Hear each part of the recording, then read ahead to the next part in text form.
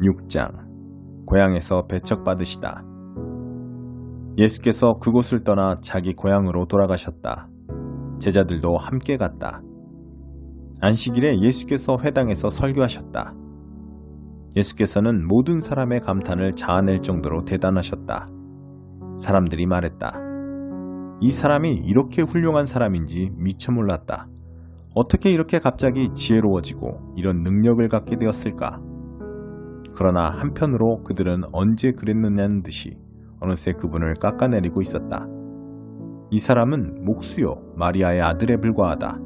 우리는 그를 어려서부터 알았다. 그의 동생 야고보와 요셉과 유다와 시몬 그리고 그의 누이들도 우리가 안다. 도대체 그는 자기가 누구라고 저러는 것인가?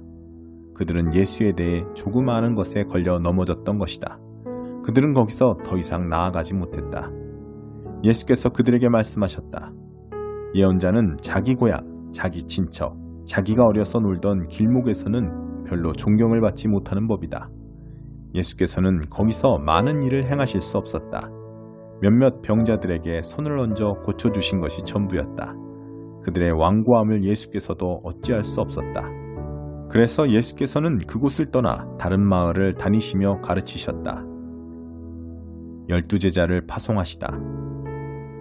예수께서 12제자를 부르셔서 둘씩 짝을 지어 내보내시며 그들에게 악한 세력을 물리치는 권세와 능력을 주셨다. 예수께서는 그들을 보내시며 이런 지침을 주셨다. 이 일에 별도의 준비가 필요하다고 생각하지 마라. 먼저 너희 자신을 준비하여라. 특별히 돈을 모금할 것도 없다. 간소하게 하여라. 고급 여관도 안 된다. 적당한 곳을 찾아가 떠날 때까지 그곳으로 만족하여라.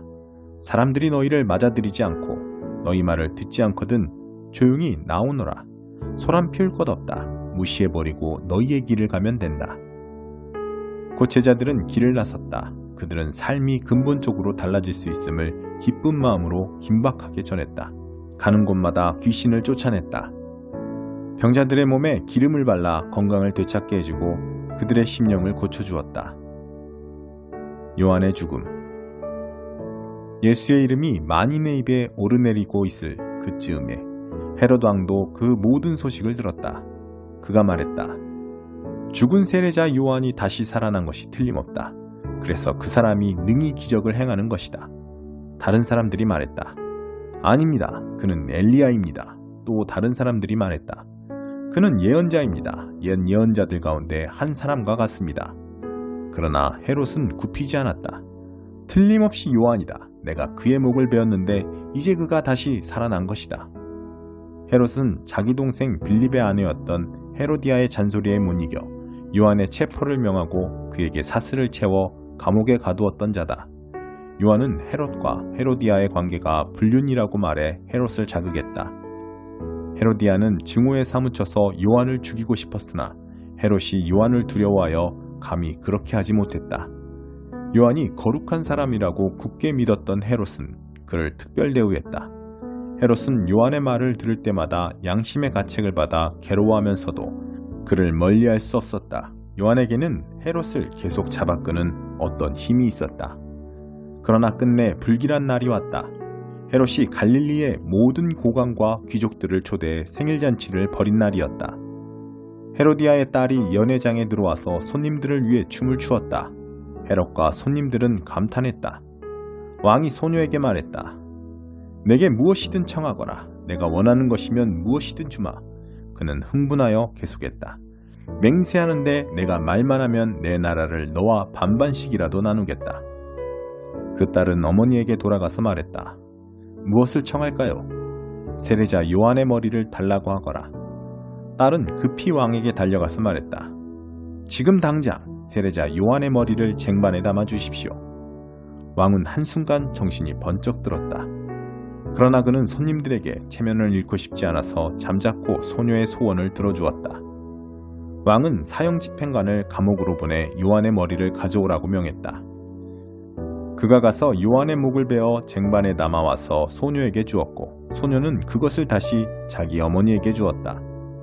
요한의 제자들이 이 일을 듣고 와서 그 시신을 거두어다가 무덤에 안정했다. 너희가 먹을 것을 주어라. 사도들이 다시 예수께 모여서 그동안 자기들이 행하고 가르친 일을 모두 보고했다. 예수께서 말씀하셨다. 따로 어디 가서 잠깐 쉬도록 하자. 그만큼 오가는 사람들의 발길이 끊이지 않았고 그들은 음식 먹을 겨를조차 없었다. 그래서 그들은 배를 타고 따로 한적한 곳으로 떠났다. 그들이 가는 것을 본 사람이 있어서 금세 소문이 퍼졌다. 인근 마을에서 사람들이 도보로 달려와서 그들보다 먼저 그곳에 도착했다. 예수께서 도착해 큰 무리를 보셨다. 목자 없는 양 같은 그들을 보시니 그분 마음이 찢어지는 것 같았다. 예수께서는 곧바로 그들을 가르치기 시작하셨다. 어느새 저녁이 되었다. 시간이 많고 흘렀다고 생각한 제자들이 말씀 사이에 끼어들었다. 여기는 허허벌판이고 시간도 많이 늦었습니다.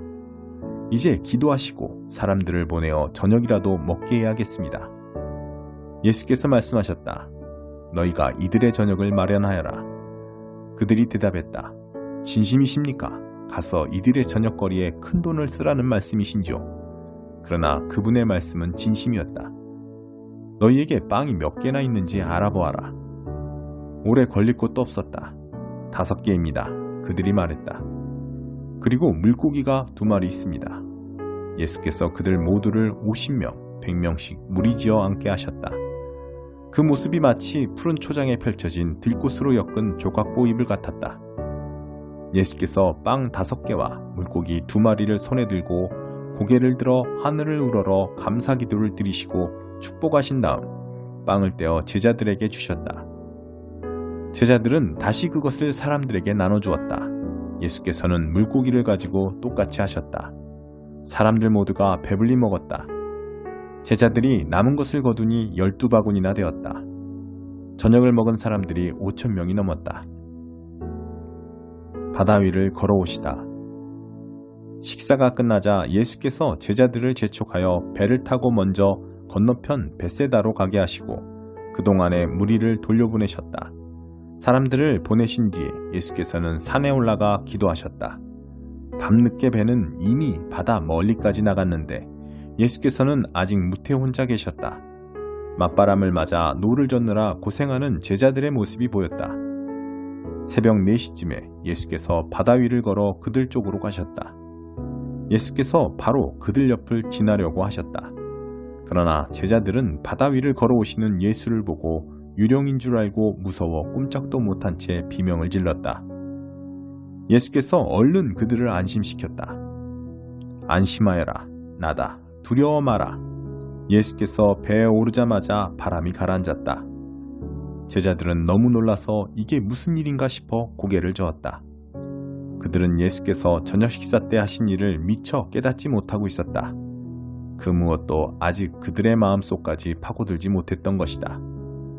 그들은 게네사렛에 배를 댔다. 그들이 배에서 내리자 순식간에 소문이 퍼졌다. 사람들이 이리저리 내달리며 들것에 병자들을 메고 예수가 계신 곳으로 데려왔다.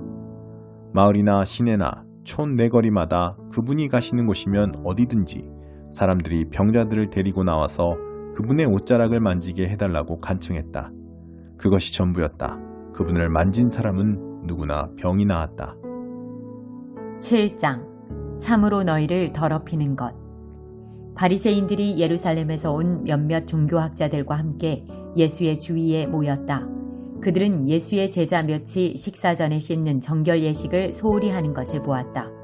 바리새인을 비롯한 유대인들은 의식상 손 씻는 신용을 하지 않고는 절대 식사를 하지 않았다. 시장에서 돌아왔을 때에는 특히 더욱 문질러 씻었다. 컵과 냄비와 접시를 닦는 것은 말할 것도 없었다. 바리새인과 종교학자들이 물었다. 어째서 당신의 제자들은 규정을 우습게 알고 손도 씻지 않고 식탁에 앉는 겁니까? 예수께서 대답하셨다. 너희 같은 사기꾼들에 대해 이사야가 전국을 찔러서 말했다. 이 사람들이 거창하게 말은 바로 하지만 그 속에 마음이 담겨 있지 않다. 그들은 나를 예배하는 것처럼 행동하지만 진심에서 우러난 것이 아니다. 무엇이든 자기네 구미에 맞는 가르침을 위해 내 이름을 팔고 있을 뿐이다. 하나님의 계명은 버린 채 최신 유행을 쫓기에 바쁘다. 예수께서 계속해서 말씀하셨다. 그래, 잘도 하는구나. 너희는 종교의 유행을 따르는데 거추장스럽지 않도록 하나님의 계명을 저버리고 있다. 모세는 너희 부모를 공경하라고 했고 또 누구든지 부모를 욕하는 사람은 반드시 죽여야 한다고 했다. 그러나 너희는 부모에게 드려야 할 것이 있어도 부모 대신에 하나님께 예물로 바쳤습니다 말하면서 그 계명을 회피하고 있다. 아버지나 어머니에 대한 의무를 그렇게 모면하고 있는 것이다. 너희는 하나님의 말씀을 지워버리고 그 자리에 아무 것이나 원하는 대로 써넣는다. 너희는 이 같은 일을 다반사로 한다. 예수께서 다시 무리를 불러놓고 말씀하셨다. 잘 듣고 마음에 새겨두어라. 너희 삶을 더럽히는 것은 너희가 입으로 삼키는 것이 아니라 너희 입에서 토해내는 것이다. 그것이야말로 정말 더러운 것이다. 예수께서 무리와 헤어져 집에 돌아오셨을 때에 제자들이 말했다. 잘 모르겠습니다. 쉽게 말씀해 주십시오. 예수께서 말씀하셨다. 너희가 우둔해지기로 작정이라도 한 것이냐? 너희가 입으로 삼키는 것이 너희를 더럽힐 수 없다는 것을 모르느냐? 그것은 너희 마음으로 들어가지 않고 위로 들어가서 장을 지나 결국 변기의 물과 함께 내려간다. 이것으로 음식에 대한 논란은 무의미해졌다. 예수께서는 모든 음식을 먹어도 좋다고 하신 것이다. 예수께서 계속해서 말씀하셨다. 사람 속에서 나오는 것이 사람을 더럽히는 법이다.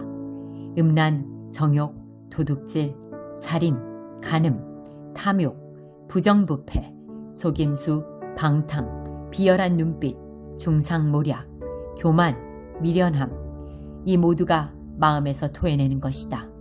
너희를 더럽히는 근원은 바로 거기다. 예수께서 거기에서 두로 지방으로 떠나셨다. 그분은 아무도 못 본 줄 알고 그곳의 한 집에 들어가셨으나 사람들의 이목을 피할 수 없었다.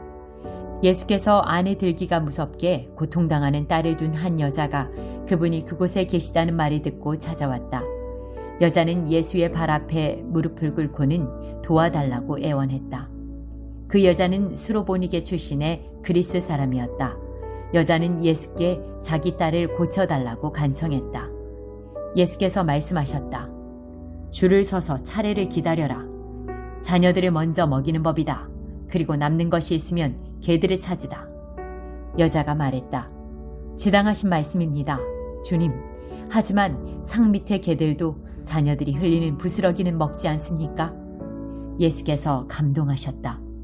네 말이 맞다. 가거라. 내 딸이 더 이상 고통당하지 않게 되었다. 괴롭히던 귀신이 떠나갔다. 여자가 집에 가보니 딸이 침대에 편히 누웠고 고통이 아주 사라져버렸다. 예수께서 다시 두로 지방을 떠나서 시돈을 지나 갈릴리 호수로 돌아와서 데가볼리 지방으로 건너가셨다. 어떤 사람들이 듣지도 말하지도 못하는 사람을 예수께 데려와 손을 얹어 고쳐주시기를 청했다.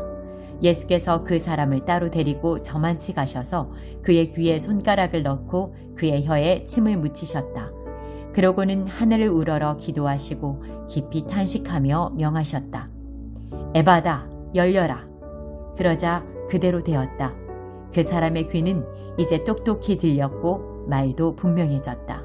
순식간의 일이었다. 예수께서 그들에게 입단속을 시켰으나 그럴수록 그들은 흥분하여 더욱 퍼뜨리고 다녔다. 전부 그분이 하신 일인데 대단한 일이다. 그분은 듣지 못하는 사람도 듣게 하시고 말하지 못하는 사람도 말하게 하신다.